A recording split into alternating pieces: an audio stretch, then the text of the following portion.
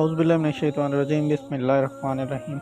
Royal creations के मौजूद दोस्तों, अस्सलाम वालेकुम। दोस्तों, दुनिया भर में औरत और मर्द एक दूसरे के साथ रिश्ता इज़वाज में मुंसलिक होते हैं, लेकिन हर मज़हब और हर नस्ल और हर जगह का तरीक़ेकार अलग होता है। जैसे कि दीन इस्लाम में निकाह और दूसरे मज़हब में हर मज़हब में मुख्तलिफ़ तरीक़ाकार है, लेकिन तमाम मज़ाहिब के लोगों में सेपरेशन, जिसको अलहदगी कहते हैं, और तलाक़ भी होती है।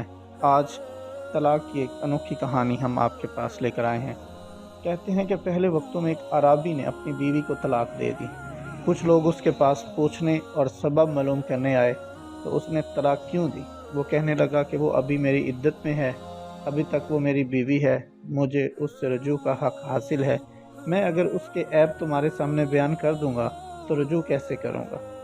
लोगों ने इंतज़ार किया और इद्दत ख़त्म हो गई और उस शख्स ने रुजू नहीं किया।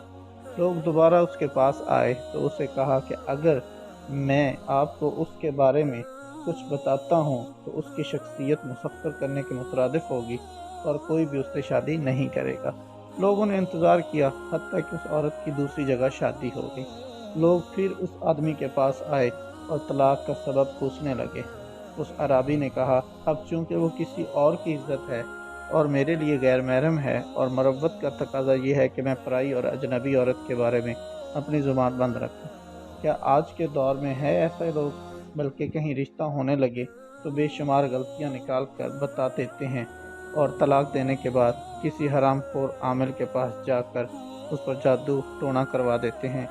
मैं देखता हूँ कि कौन करता है इससे शादी, इसलिए बेटियों की शादियाँ वहाँ करें जहाँ लोग इनकी अपनी इज्जतें समझें, वक्त गुजारी का ज़रिया। बात अच्छी लगे तो शेयर ज़रूर कीजिएगा और अमल भी ज़रूर करें और अपने दोस्तों के साथ शेयर करें। दोस्तों, ये थी हमारी एक छोटी सी वीडियो और उम्मीद करते हैं आपको पसंद आई होगी। वीडियो पसंद आने की सूरत में हमारे चैनल को लाइक करें, सब्सक्राइब करें और बेल आइकन